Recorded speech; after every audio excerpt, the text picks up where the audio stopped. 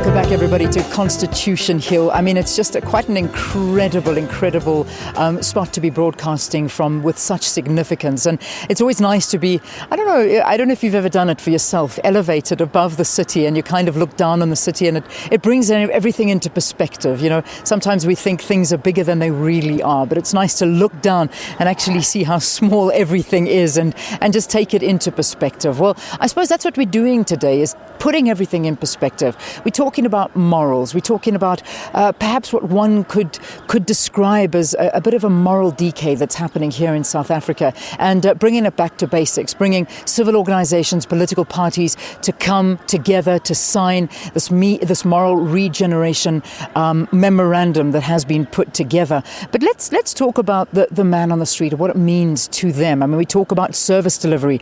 We talk about other civil issues in a particular area. Municipalities are what we really turn to. However, many municipalities have been put under administration for corruption and for fraud. Those are two words that we hear about a little bit too often. So let's talk to the man who, I suppose, knows a little bit more about the ability to serve a community, and that is the SA Local Government Association, Salga CEO Xolile George. It's good to have you, Xolile. Thank you very much for being with us on the program. Good morning, Leanne, and good morning to all the SABC viewers. So we talk about the corruption, the fraud, and this, of course, is as at the heart of this moral decay that we talk about. How do we get back to basics and ensure that the people of South Africa receive what they rightly deserve? Leanne, first of all, this is a very momentous year for us as a country. In local government, we will be having elections this year, and one of the most important issues that this is the fourth democratic local government. So part of building constitutional democracy for us is to strengthen the arm of accountability. So as we elect public representatives for this year, in particular, we are looking at ethical leadership.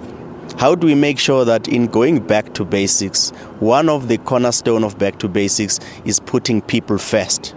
So we need to make sure that as we get to this next cycle of local government, the kind of leadership that we had is people who at all times will act in the best interest. They will take their oath of office in terms of ensuring that as councillors, when they take oath of office, they serve the communities. They act in the best interest of communities. So we will be doing as Salga a program immediately when the new councillors are sworn into office, a program that we call induction. And part of the key modules that we have is a module on ethical leadership. How to make sure that councillors will be held accountable for making sure that they improve governance in municipalities whenever there's actions of corruptions. Salga last year convened a conference, in 2013, on anti-corruption. And we made pledges right across as municipal leadership. So we think that strengthening the cycle of councillors that we come with ethical leadership will go a long way to make sure that we strengthen the bond between community and those who are serving them in office. Yeah. And whenever there has to be action to be taken, councillors themselves at all times act in the best interest of citizens. Yeah. So we are quite excited with this partnership with the Moral Regeneration Movement to make sure that political parties today make a pledge to South Africans that they will create conditions of peace around electioneering, but it goes much more beyond that. We want leaders that when they are in office, they act in the best interest of communities, they make sure that they manage public resources in the best interest of the citizens that put them in office, and in particular in local government, because this is the only sphere where we directly elect people. 50% of people that are in local government, ward councillors, are elected directly by citizens. So how do we strengthen that board? So ethical leadership is one of the foundational issues that we want to make sure that in the fourth cycle of local government, we've got best people, we've got people who act in integrity,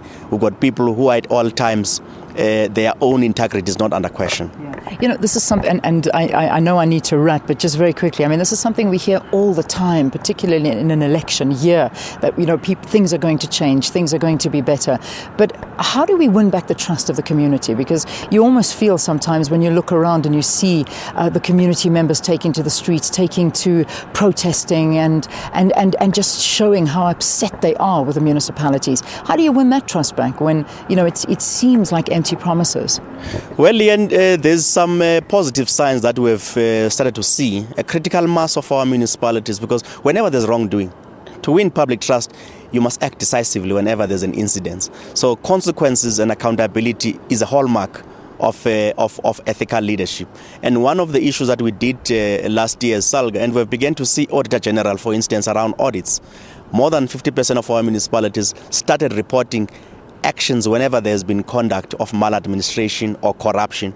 And we're quite pleased about that. But we're also saying it's not enough to have 60% of municipalities reporting actions on accountability and consequences. We want to make sure that all our municipalities, whenever there's an incident, let's act decisively and make sure that there's consequences for any wrongdoing. So we think that part of balancing ethical leadership is not about brandishing commitments, signing pledges. What are we doing on the ground to make sure that we follow through incidences of corruption and make sure that leaders are held accountable?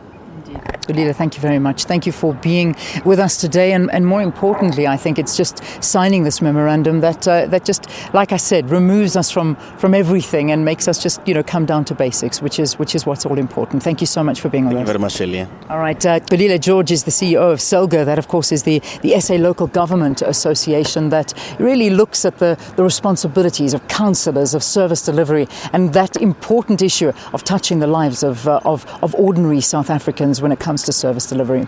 All right, let's take a break from Constitution.